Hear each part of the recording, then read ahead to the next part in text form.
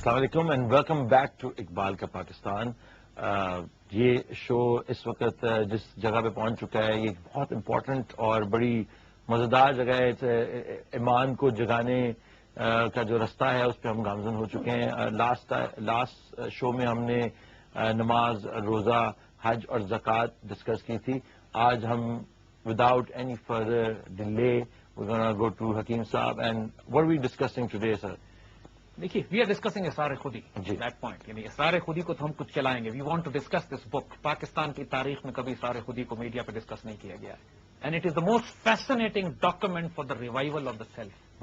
ایک انسان کو اپنی ریالٹی جاننے کے لیے، ایک قوم کو اپنا عروج حاصل کرنے کے لیے، ایک فرد کو اپنی سیلف ڈسکوری کی جرنی پہ جو ڈاکومنٹ لے کے جاتا ہے اقبال کا، one of the finest document that he written in Persian, Asrar Khudi. تو ہمارا وہ چلے گا. اسرار خودی میں پچھلی دفعہ ہم یہاں پہنچ چکے تھے جب اقبال نے یہ کہا تھا کہ جن شرائط جو کہ اراکین اسلام ہے، کلمہ طیبہ، نماز، روزہ، حج اور زکوٰۃ، تم ان کو ریچول مت سمجھو. ان کی ایک profound political, social, religious, military wisdom ہے.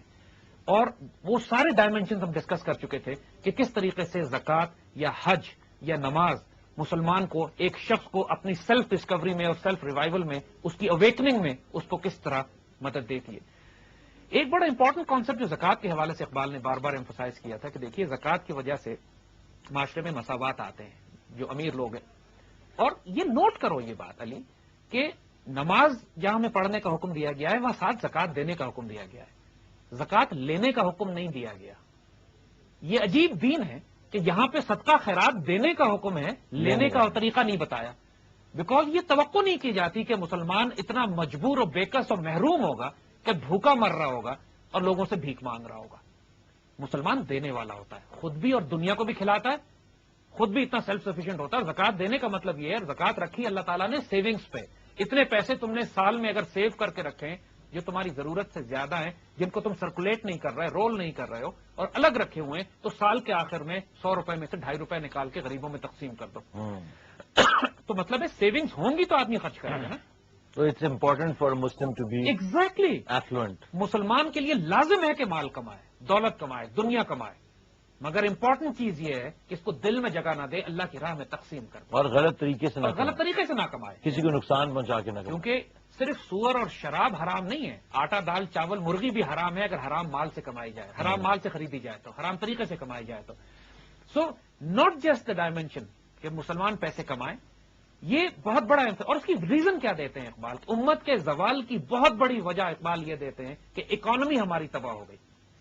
جو مسلمان اکانومی کلیکٹو لیول پہ اور انڈیویجول لیول پر جب تباہ ہوئی، مسلمان اس قابل نہیں رہے کہ اپنے پیروں پہ کھڑے ہو کے خود بھی سسٹین کریں اور معاشرے کو بھی سسٹین کروائیں، آس پاس کے لوگوں کو بھی. تو اس کی وجہ سے جب صبح شام مسلمان روٹی کمانے کے چکر میں پڑ گیا تو اس کی ہائر ویلیوز ڈسٹروائے ہو گئیں. جو بھوکے انسان کو آپ کیا سکھائیں گے کہ خودی کیا ہوتی ہے، قلب کیا ہوتا ہے، نفس کیا ہوتا ہے، ہائر ویلیوز کیا ہے، اسپرچولیٹی کیا ہے؟ وہ تو بیچارہ 2 وقت کی روٹی کے لیے مر رہا ہے. تو دشمنوں نے جو ہمارے خلاف کیمپین نہ صرف ہمیں فوجوں سے تباہ کیا بلکہ ہماری اکانومیز پہ جب انہوں نے اسٹرائک کیا. آپ یاد ہوگا بنگال میں جب انگریز پہنچے تھے تو انہوں نے پہلا کام یہ کیا تھا سراج الدولہ کے بعد کہ وہاں کی ساری ایگریکلچر پہ قبضہ کیا، وہاں کی ساری کامرس اور ٹریڈ پہ قبضہ کیا. ان مسلمان کاریگروں کے انگوٹھے کٹوا دیے کہ جو لینن ململ بنایا کرتے تھے تاکہ انگلینڈ اور یورپ کا کپڑا وہاں پہ بکے اور لوکل کاٹن انڈسٹری اور کپڑے کی انڈسٹری ہے وہ ختم ہو جائے. مغلوں کے دور میں جب مغلوں کی حکومت تھی تو انڈیا کا گلوبل ٹریڈ میں حصہ 25% تھا، اور جب انگریز چھوڑ کے گئے تو لیس دین 1%. بالکل. تو اس سے اندازہ کریں کہ اتنا بڑا ملک انڈیا جس کا گلوبل ٹریڈ میں حصہ 1% تھا انگریزوں کے چھوڑتے وقت، اور مغلوں کے دور میں 25% تھا. یہ بات اقبال نے بہت پہلے ریئلائز کر لی تھی. تو جب وہ اسلامک اکنامک اور جو 3 کروڑ انسان بھی مارے بنگال میں، کروڑوں انسان فوڈ کنٹرول کے ذریعے، ڈرگس کے ذریعے، پاپی وار کے ذریعے، اوپیم وارز کے ذریعے، اور مسلمان کاریگروں اور تاجروں کو تباہ کر کے، اور پھر جو ہجرت کی تحریک میں جو مسلمان علماء نے بھی جو بالکل ویژن نہیں رکھتے تھے، فراست نہیں رکھتے تھے، they were used by the British practically کہ انہوں نے فتویٰ یہ دے دیا کہ مسلمان اپنی ساری ایگریکلچر، سارے مکان، ساری تجارت فروخت کر کے افغانستان چلے جائیں، ہمارے حوالے کر دیں، اور سارا کچھ انگریزوں کو اور ہندوؤں کو دے گئے وہ، اور سکھوں کو دے گئے، اور مسلمانوں کی بچی کچھ مڈل کلاس اور اکانومی بھی تباہ ہو گئی. تو اس پر پھر اقبال ایمفسائز کرتے ہیں کہ دیکھو مسلمانوں کی زوال کی بڑی وجہ کیا. Iqbal was completely disengage from these movements. اس کی وجہ یہی تھی کہ اقبال دیکھ رہے تھے کہ مسلمان اسکالرز اور اس وقت کے مسلمان لیڈرز اپنے احمقانہ فتووں اور اسٹیٹمنٹس اور بیانات کی وجہ سے امت اور ملت کی تباہی لا رہے ہیں. تو اقبال ڈسنگیج ہمسیلف فرام موالات، ڈسنگیج ہمسیلف فرام تحریک ہجرت. حالانکہ ہمدردی تھی ان کو مسلمانوں سے کہ مسلمانوں کے ساتھ کیا تکلیف ہو رہی ہے، بٹ ہی نیو یہ چیزیں مسلمانوں کو نقصان پہنچائیں گی. اب دیکھیں کہتے کیا اقبال آئیڈینٹیفائی کرتے ہیں مسلمانوں کی پرابلمس کو. کیا کہتے ہیں کہ تمہارا سارا رنج و غم، تم ساری جو مصیبت و پریشانی میں ہو، دکھ میں ہو، وہ اس وجہ سے ہو کہ تم افلاس میں ہو، تم مفلس ہو، تمہارے پاس کوئی اکانومی نہیں ہے. تمہاری ساری تکلیفوں کی وجہ یہی بیماری ہے. You are economically so destroyed کہ تم نہ اپنی روٹی کھا سکتے ہو، نہ اپنا کھانا ارن کر سکتے ہو، نہ اکنامیکلی تم اس قابل ہو کہ اپنا رزق خود کماؤ اور لوگوں کی آنکھوں میں آنکھیں ڈال کے بات کرو. تمہاری مفلسی تمہیں تباہ برباد کر رہی ہے. فار گاڈ سیک اپنے آپ کو اکنامیکلی اسٹیبل کرو. وہ کہتے افلاس سے کیا ہوتی ہے. اب دیکھو کتنی فلسافیکل بات، گہری بات ہے. افلاس فکر بلند سے بلندی چھین لیتی ہے. فکر بلند سے بلندی چھین لیتی ہے. جب انسان کی بلند فکر ہو کہ وہ آسمانوں پر معراج پہ جانے کی بات کرے، انسان اللہ تعالیٰ کے قرب کی بات کرے، اپنی تقدیر لکھنے کی بات کرے، انسان اسپرچل رومانٹک ڈائمینشنز کی بات کرے، وہ ساری ڈائمینشنز ختم ہو جاتی ہیں جب انسان روٹی کے لیے بھیک مانگنے پہ آ جاتا ہے. اور اعلیٰ افکار کی شمع کو بجھا دیتی ہے. کہتے ہیں می کشد شمع خیال ارجمن میر باید رفت از فکر بلند، یعنی جو ارجمن اعلیٰ خیالات کی جو شمع ہے وہ بجھ جاتی ہے غربت کی وجہ سے. ہمارے معاشرے میں اگر آپ دیکھیے غربت کی وجہ سے لوگ مجبور ہوتے ہیں اپنے بچوں کو بیچیں، اپنے گردوں کو بیچیں، اپنے خاندان کو بیچیں، اپنی بیٹیوں کو بیچیں. ہوتا ہے یا نہیں؟ بالکل. یہ غربت کس حد تک انسان کو ذلیل اور رسوا کر دیتی ہے کہ مجبور کر دیتی ہے کہ انسان اپنے آپ کو گھٹنوں کے بل چلائے، لوگوں کے پاس بوٹ لیکن کرے، ان کے پاس جا کے ان کے ہر ذلیل خدمت. چھوٹے چھوٹے بچے جو ہیں لوگوں کے گھروں میں کام کرتے ہیں، مجبور ہو جاتے ہیں، ان کی عزتیں خراب ہوتی ہیں، ان کی سیلف رسپیکٹ خراب ہوتی ہے، جوتے کھاتے ہیں، گالیاں کھاتے ہیں، صرف غربت کی وجہ سے کہ انسان اکنامیکلی اس مجبور ہوتا ہے. اور یہ صرف غریب لوگ کا نہیں ہے، ملکوں کا بھی یہی حال ہے، ہمارے حکمرانوں کا یہی حال ہے کہ چونکہ خود کرپٹ ہے، خود پیسہ کھانے کی عادت ہے، لہذا پوری دنیا میں بیگنگ بال لے کے کشکول لے کے پھرتے ہیں، بھیک مانگتے پھرتے ہیں. کہ ایسے لوگوں کے اندر کبھی ہائر ویلیوز پیدا ہی نہیں ہو سکتی، کیونکہ بھیک مانگنے سے تمہاری ہائر ویلیوز تباہ و برباد ہو جائیں گی. اینڈ دین ہی سیز کہ سوال کرنے سے خودی کے اجزاء بکھر جاتے ہیں. سوال کرنے سے خودی کے یعنی جو سیلف رسپیکٹ ہے تمہاری وہ ڈس انٹیگریٹ ہو جاتی ہے جب تم ایک دفعہ بھیک مانگتے ہو کسی سے. جس طرح انسان کی عزت ایک دفعہ لوٹی جاتی ہے، انسان ایک دفعہ بے عزت ہوتا ہے. تم نے ایک دفعہ سوال کر لیا تو تمہاری سیلف رسپیکٹ ایسی ہیوملیٹ ہوگی، ایسی تباہ ہوگی، تمہاری خودی ایسی بکھر جائے گی. میں تمہیں خودی کی حفاظت کا حکم دے رہا ہوں، خودی کو ڈس انٹیگریٹ کرنے کا نہیں کہہ رہا. یہ نہیں کہہ رہا کہ اپنی خودی کو مسل دو.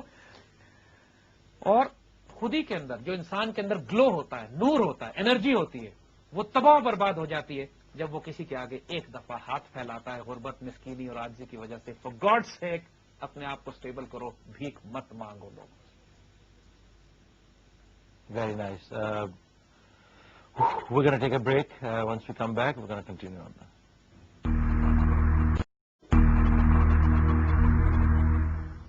السلام علیکم اینڈ ویلکم بیک. ہمارے پاس ایک کالر ہیں حمیرہ. ہیلو. السلام علیکم. السلام علیکم حمیرہ، کیسی ہیں آپ؟ خیریت؟ زید صاحب بیٹھے ہیں، آپ سوال کرنا چاہتی ہیں ان سے کچھ؟ جی بالکل.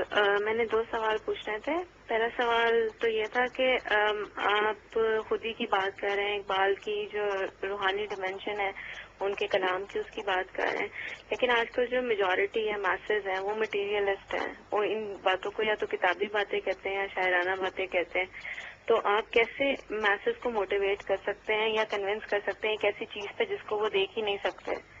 ایک تو یہ میرا سوال تھا. دوسرا یہ کہ جو اسپرچل ڈائمینشن ہے اس میں انسان کے لیے سب سے بڑی جو ڈیزیز ہے یا پرابلم ہے وہ ہے ڈاؤٹ اور سسپیشن. تو اقبال نے جہاں اتنی نالج امپارٹ کی ہے اباؤٹ اسپرچویلٹی، تو کیا انہوں نے کوئی میکینزم بتایا how to cope up with this doubt and suspicion?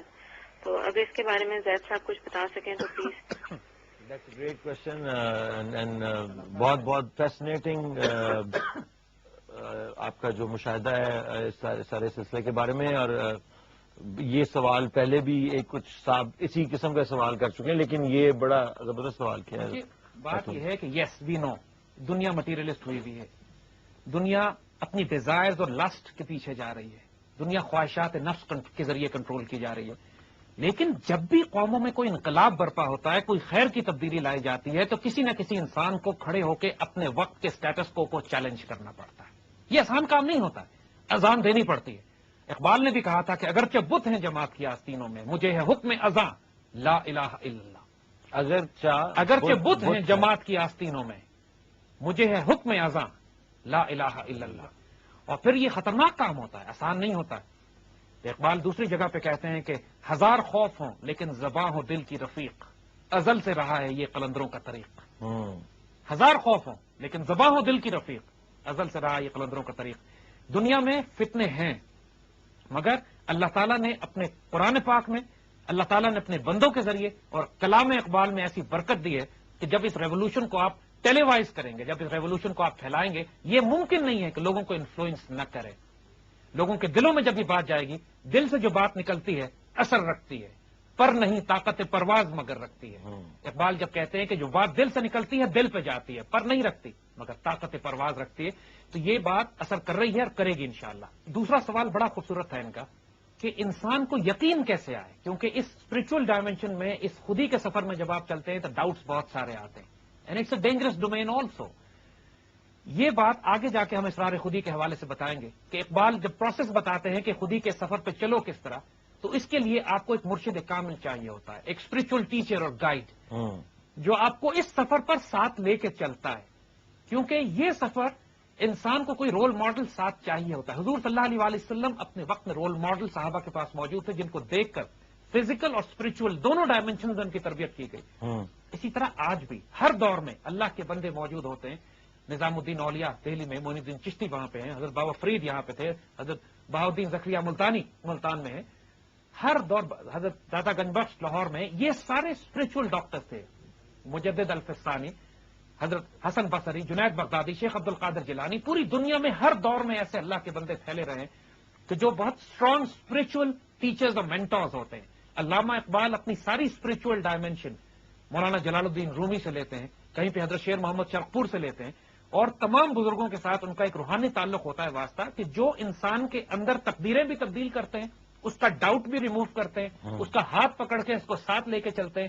اور یہ ساری جو ہم آگے سارے خودی میں اقبال نے یہ طریقے بتائے ہیں، اس کو آئندہ آنے والے پروگراموں میں اور وقت میں ہم اس کو تفصیل سے ڈسکس کریں گے.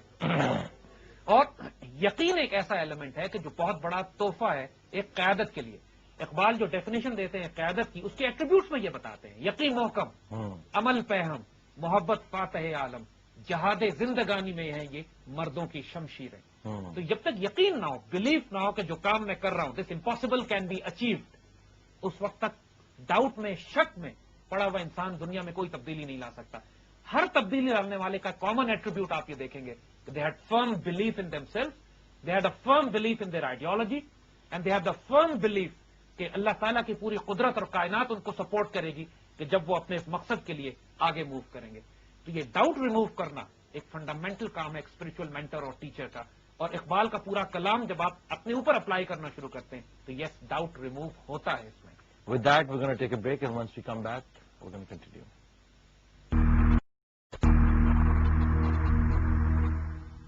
Welcome back to Iqbal Ka Pakistan. حکیم صاحب، علی ہم کنٹینیو کریں گے اسی جگہ سے کہ جہاں سے اقبال یہ بات کر رہے تھے کہ مفلسی کا نقصان کیا ہوتا ہے. یعنی یہ اتنا پروفاؤنڈ کانسیپٹ ہے کہ ہی از انسسٹنگ فار گاڈ سیک اپنے آپ کو اکنامکلی اسٹیبل کرو. مسلمان فرد بھی، مسلمان قوم بھی. کیونکہ جب تم اکنامکلی اسٹیبل نہیں ہوگے، نہ تمہاری سیلف ریسپیکٹ ہوگی، نہ انڈیپینڈنٹ ڈیسیشنز ہوں گے، نہ تم آزاد فیصلے کر سکو گے، نہ تمہاری خودی ریسپیکٹفل ہوگی. تم ہیوملیٹ اور ذلیل ہوتے رہو گے ان لوگوں سے کہ جن سے. اور آپ دیکھو گے آج کل کے دور میں ہر چیز، ہر کام لوگوں کو مجبور کیا جاتا ہے کہ قرض لے کے کرو.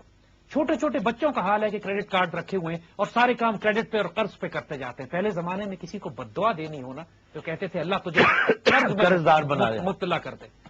اور دوسری بددعا دیتے تھے، کہتے تجھے شہر کا تھانے دار لگا دے، کہ اس کو بددعائیں بہت لگتی ہیں. تو آج کل کا جو لائف سٹائل ہو گیا ہے، گاڑی خریدنی ہے تو قرض پہ لے لو، گھر لینا ہے تو قرض پہ لے لو، حتیٰ کہ ڈائننگ ہال میں جا کے، ہوٹل میں جا کے کھانا کھانا ہے تو قرض پہ کھا لو. کریڈٹ کارڈ پہ کھانے کا یہی مطلب. پہلے زمانے میں تو قرض جو لیا جاتا تھا تو وہ جو آپ کے علاقے کا جو سود خور ہوتا تھا وہی کر رہا تھا. لیکن اب تو سود خور بھی جو ہے انٹرنیشنل لیول کے بن گئے ہیں. انہوں نے دنیا کی ایک ایک گلی کوچے دکان میں کریڈٹ کا آئی نو چلڈرن ہے، ینگسٹرز ہمارے کہ جو بیچارے اب انہوں نے اس گلیمر میں آ کے جو دکھایا جاتا ہے کہ کریڈٹ کارڈ سے اور قرض لے کے تمہاری زندگی کتنی آسانی سے گزر سکتی ہے، چادر سے پاؤں اتنے پھیلا دیے کہ اب بیچارے عذاب میں مبتلا ہیں کیونکہ بینک نہ سود معاف کرتا ہے نہ قرض معاف ہوتا ہے. وہ بیچارے پرنسپل اماؤنٹ تو دور کی بات ہے, سود کی ادائیگی میں زندگیاں ختم ہو گئی بیچاروں کی. اب یہ ظلم بار بار کہ دیکھو اکنامیکلی اپنی چادر دیکھ کر پاؤں پھیلاؤ, اپنے آپ کو سٹیبل کرو, اپنے آپ کو کسی اور کے احسان میں مبتلا نہیں کرو. کہتے ہیں افسوس اس پر کہ جو دوسروں کے دسترخوان سے کھانے کی امید رکھتا ہے. واو, یعنی افسوس اس پہ کہ جس کی نگاہ یہ ہوتی ہے کہ مجھے کسی اور کی نوکری کر کے, کسی اور کی خدمت کر کے, چاپلوسی کر کے اس کے کھانے سے ہو, اور جس کی گردن غیر کے احسان میں جھکی ہوئی ہوتی ہے. اللہ کے بندے اتنے غیرت مند ہوتے ہیں کہ دیکھو اگر کوئی 10,000 روپے کی نوکری کر رہا ہے نا, اب نوکری تو کر رہے ہیں آپ, جو آپ نے کام, اور یہ ایکول ٹرمز ہے کہ آپ نے کام کیا, اس نے 10,000 روپے نوکری دی, کوئی کسی کا احسان کسی پہ نہیں ہے. لیکن جو غیرت مند آدمی ہوتا ہے نا, اس 10,000 کے بجائے 20,000 کا کام کرتا ہے اس تنخواہ میں, تاکہ اس کا ہاتھ دینے والا ہو جائے اور لینے والا نہ ہو. یعنی اس جاب کرنے میں بھی, نوکری کرنے میں بھی, you can take a position جس میں آپ دینے والے ہوتے ہیں, چاہے وہ کروڑ پتی ارب پتی سیٹ ہے, لیکن اگر وہ آپ کو 20,000 روپے دے رہا ہے تو آپ کام 50,000 کا کر کے دیں اس کو. Then you are on the giving end and not on the taking end. زندگی کے ہر ریلیشن شپ میں اگر انسان یہ ریلیشن شپ رکھے کہ جس کے ساتھ میرا تعلق اور واسطہ پڑے گا, میں اس کو دوں گا زیادہ اور لوں گا کم. اور یہ صرف پیسے میں نہیں ہے, یہ معاملات میں ہے. کوئی آپ کی خدمت کر رہا ہے تو آپ اس کی زیادہ خدمت کریں, کوئی آپ کو پیار کرے تو آپ اس سے زیادہ پیار کریں. زندگی کے ہر معاملے میں اگر آپ نے یہ ایٹیٹیوڈ رکھا ہے کہ میں کسی کا احسان نہیں لوں گا, میں اس کو دوں گا. کوئی آپ کے ساتھ اچھائی کرے تو آپ اس سے 100 گنا زیادہ اچھائی اس کے ساتھ کریں. اگر اس کو پیسے میں ادا نہیں کر سکتے ہیں تو اس کے لیے دعا کر کے, اس کی خدمت کر کے, اس کی ضرورتیں پوری کر کے اس کو اور طرح سے کمپنسیٹ کر دیں. لیکن زندگی میں ریلیشن شپ آپ کا یہ ہو کہ میں دینے والا ہاتھ رکھوں گا, لینے والا ہاتھ نہیں رکھوں گا. یہ بڑی غیرت مندی کی بات ہوتی ہے. اپنے بڑوں کو دیکھیں, ہمارے بزرگوں کو دیکھیں, کبھی کسی کا احسان قبول نہیں کرتے تھے. بادشاہ وقت جا کے ان کے آگے خزانوں اور روپے کے پیسے کے ڈھیر لگاتے تھے, خود 3 دن بھوکے ہوتے تھے, بادشاہ کے پیسے کو ٹھوکر مار کے اڑاتے تھے کہ تمہارا احسان ہم قبول نہیں کریں گے. اور اگر کوئی کام کرتے بھی تھے تو کماتے تھے, ہاتھ سے کماتے تھے, ارن کرتے تھے, تھوڑے پیسے آتے تھے, اس سے اپنا رزق پالتے تھے, اپنا کام کرتے تھے. لیکن کسی کا احسان, کسی کا تحفہ لے کے, کسی کا احسان لے کے گزارا نہیں کرتے تھے. جب کسی کو یہ احساس ہو جائے کہ مجھ پر احسان کر کے یا میری کمزوری پر ترس کھا کر مجھے پیسے دیے جا رہے ہیں, تو اللہ کے بندے اتنے غیور ہوتے تھے کہ اقبال کہتے ہیں کہ اتنے غیور تھے پہلے ہمارے بزرگ کہ جس کے پاس پیسے ہوتے تھے وہ ان کے خوف سے, ڈر کے مارے صدقہ نہیں کرتا تھا کہ کہیں وہ ناراض نہ ہو جائے. اگلے اتنے غیرت مند ہوا کرتے تھے کہ دینے والا, پیسے والا گھبراتا تھا ان سے. اس غریب آدمی نے اتنی غیرت اس میں ہے کہ میں دوں گا تو یہ مجھ سے خفا ہو جائے گا یا ناراض ہوگا مجھ پہ. تو ہاؤ ڈو یو, تو یہ غیرت انسان ہر وقت اگر دنیا کے ریلیشن شپ میں اس طریقے سے رکھے کہ آپ کا دینے والا ہاتھ ہونا چاہیے, لوگوں سے احسان مت لیں. لوگوں سے دنیا میں معاملات کرنے پڑتے ہیں, لوگوں سے کام کروانے پڑتے ہیں آپ کو, لیکن ان ریٹرن پھر اس کے اوپر اس طرح معاملہ رکھیں کہ آپ کا اپر ہینڈ ہو, اس کا لوور ہینڈ ہو. جب سر انسان ایک دوسرے کو دینے والے ہوں گے, اپنے حق نہ مانگے, اپنے فرائض پورے کریں اور احسان کریں, تو پھر مانگنے والا کوئی نہیں رہے گا. مانگنے والا کوئی نہیں رہے گا. ہمارے یہاں ہر کوئی آپ دیکھیں گے اپنا حق مانگ رہا ہے. حق مانگنے کا مطلب ہے ہاتھ پھیلانا پڑتا ہے. اگر کوئی تمہارا حق نہیں دے رہا ہے تو اس کے لیے اپنے آپ کو ڈیگریڈ مت کرو, ذلیل مت کرو. Don't try to drag yourself to a level جس میں تم ہیوملیٹ ہوتے ہو, تمہاری خود ہی ڈسٹرب ہوتی ہے. اور پھر آخر میں کہتے ہیں کہ جس نے اپنے آپ کو دوسروں کی مہربانی کی بجلی سے جلایا, یعنی جس نے اپنے آپ کو آن اس طرح کیا, یعنی وہ اپنا اس طرح زندگی گزار رہا ہے کہ دوسروں کے احسان اس کے اوپر ہیں, وہ شخص ہوتا ہے جو ایک کوڑی کے بدلے اپنی غیرت کا سودا کر لیتا ہے. تھوڑے سے پیسے تو تمہیں مل جائیں گے. تم نے اگر اپنے بادشاہ کی, اپنے وزیر کی, اپنے منسٹرز کی, MNA کی 100 دفعہ اس کی خدمت کر کے, بھیک مانگ کے, رو پٹ کے, کوئی پیسے لے بھی لیے, قرض لے بھی لیا, پرمٹ لے بھی لی, گاڑی مانگ بھی لی, عہدہ لے بھی لیا, تو کیا فائدہ ہوا؟ اتنے ذلیل اور رسوا ہونے کے بعد, اپنے آپ کو ہیوملیٹ کرنے کے بعد تم نے تھوڑی سی دنیا بنا لی, پلاٹ لے لیا, جگہ لے لی, کیا فائدہ ہوا؟ واٹ؟ تم نے اپنی عزت بیچی, ایک کوڑی کی خاطر اپنے آپ کو فروخت کیا. یہ جس طرح ہمارے حکمران اور ہمارے وہ لوگ جن کو اللہ اختیار اور طاقت دیتا ہے, کس طرح پاکستان کی, ملک کی, قوم کی عزت بیچتے ہیں غیروں کے ہاتھوں, امریکیوں کے ہاتھوں, ان کی پالیسیز امپلیمنٹ کرتے ہیں اس لیے کہ ان کے بچوں کو امریکہ کے ٹکٹس مل جائیں, اس لیے کہ ان کے امریکہ میں, ٹیکسس میں, آسٹریلیا میں فارم ہاؤسز بن جائیں, اس لیے کہ ان کو گرین کارڈ مل جائے. لوگ ملک کی عزت اسی طرح بیچتے ہیں نا. یہ پیسہ ایک ایول جو ہے میں آپ کو شرائط کر چکا ہے. میں آپ کو واقعہ سنانا چاہتا ہوں. رابرٹ اوکلے ایک امریکن ایمبیسڈر تھا پاکستان میں. بالکل. جب وہ چھوڑ کر جا رہا تھا تو اس سے کسی پاکستانی دوست نے پوچھا کہ اوکلے تم دنیا کے ہر ملک میں ایمبیسڈر, بہت ملکوں میں رہے ہو, پاکستان میں کیا خاص بات ہے کہ جو تم مختلف سمجھتے ہو؟ تو وہ حیران ہو کے کہتا ہے کہ پاکستان دنیا کا واحد ملک ہے کہ جہاں پہ اعلیٰ ترین تعلیم یافتہ پڑھے لکھے لوگ جن کو پاکستان نے سب کچھ دیا ہے وہ میرے پاس آ کے کہتے تھے کہ ہم کو CIA کا ایجنٹ بنا لیجئے.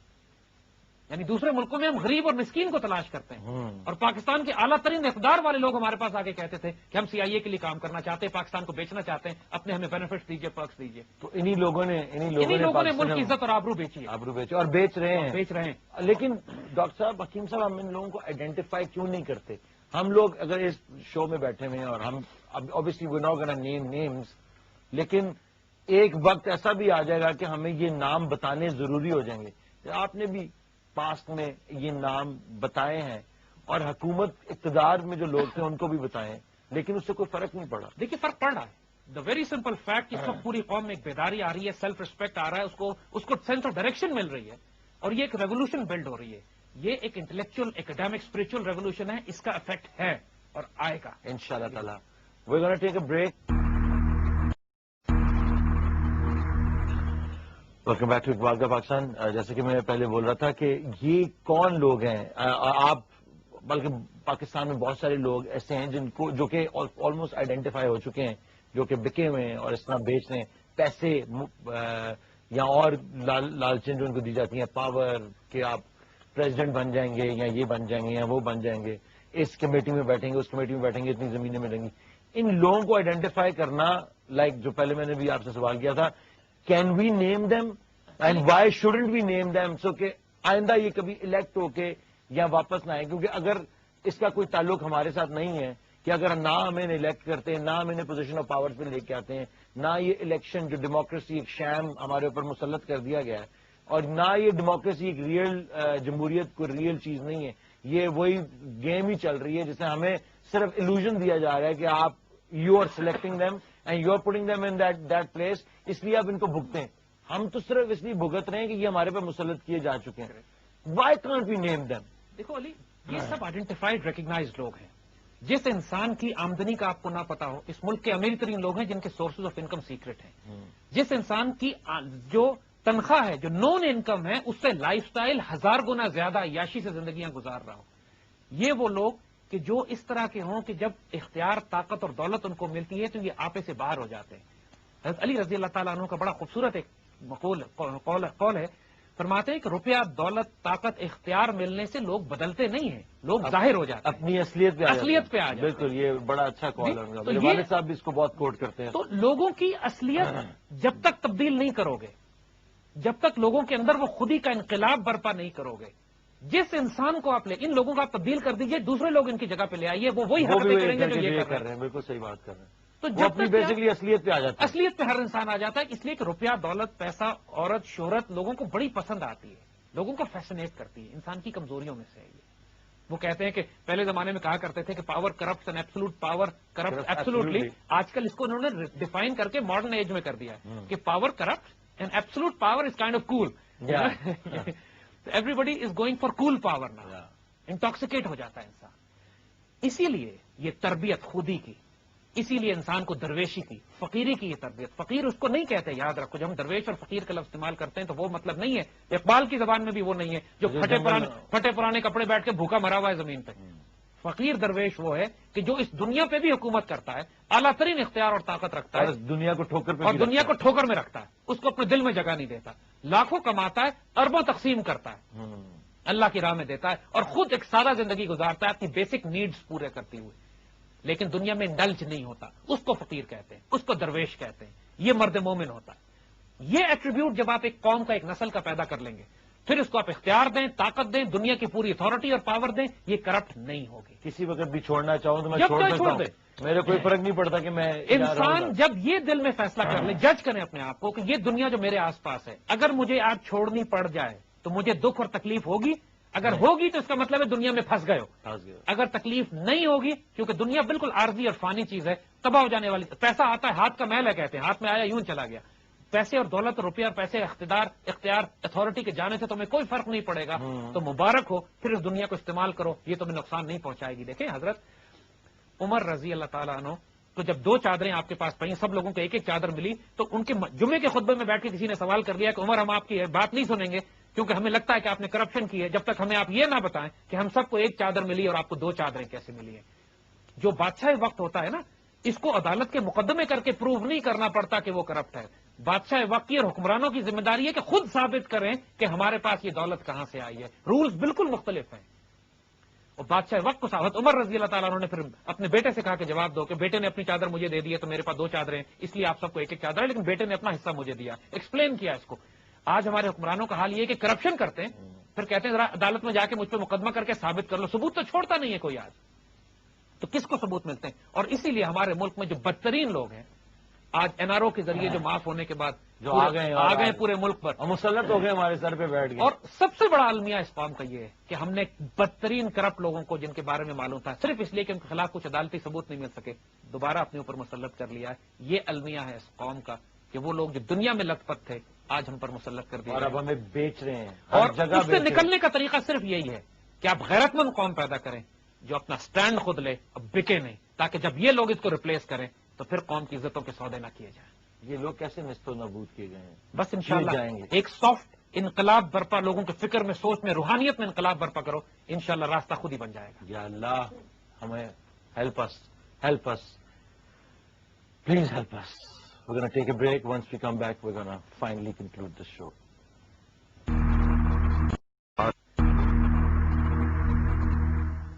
Welcome back.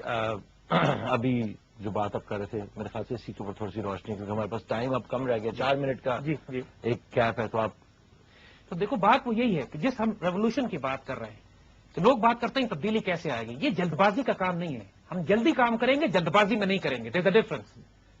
ہمیں وہ لوگ ریجیکٹ کرنے ہیں جو کہ مورلی کرپٹ ہیں.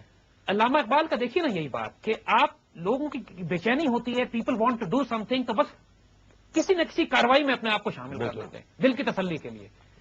ہم کو بہت فوکسڈ ہو کے اپنی انرجیز کو، اپنے ریسورسز کو ڈائریکٹ کرنا ہے ایک قوم کی کردار سازی کے لیے. اقبال نے جو ہم کو وزڈم دی ہے کہ فرسٹ ورلڈ وار پوری دنیا میں ایک طرف لڑی جا رہی ہے، طوفان برپا ہے، پورے ہندوستان میں ایک طوفان برپا ہے، کہیں خلافت موومنٹ چلائی جا رہی ہے، کہیں ترک موالات ہے، کہیں پہ ہجرت موومنٹ ہے، بڑے بڑے انقلاب برپا ہو رہے ہیں، ہنگامے ہو رہے ہیں.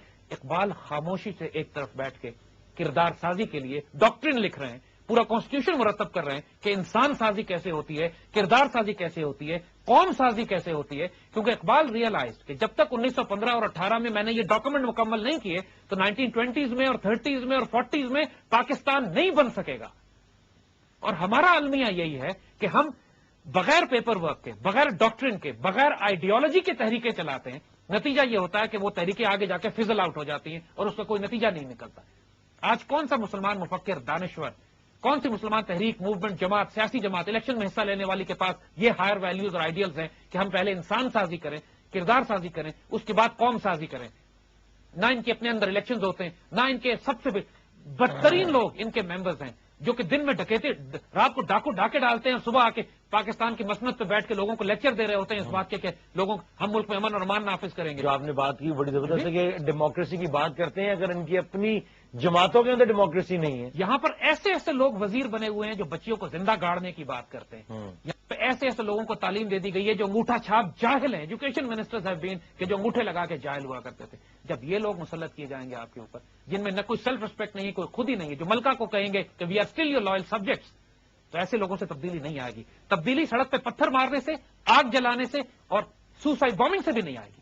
تبدیلی کا وہی طریقہ ہے جو اقبال نے ہمیں بتایا، ہم اس وقت کر رہے ہیں. کردار سازی، انسان سازی، اپنی خودی کو ریکگنائز کریں، پھر دیکھیں کیا فورسز آپ میں بلڈ کرتی ہیں، اور روحانی تبدیلی جو اس سے آئے گی وہ دیرپا ہوگی، اسپرچل ہوگی اور قائم رہنے والی ہوگی.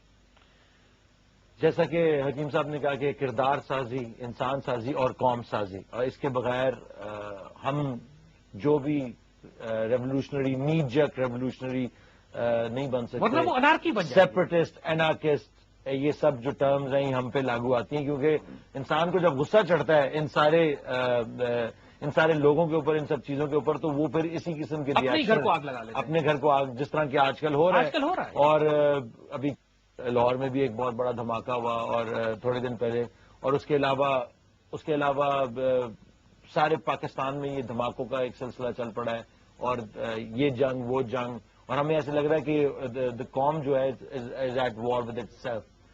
تو یہ تب تک ختم نہیں ہو سکتا جب تک ہم اپنے آپ کو پہچانیں گے نہیں، اپنی تجدید نہیں کریں گے اپنی، اور اپنے آپ کو بدلیں گے نہیں، کردار سازی نہیں کریں گے، قوم سازی نہیں کریں گے. اگلے شو تک ہمیں اجازت دیجیے. this revolution will be televised. Inshallah.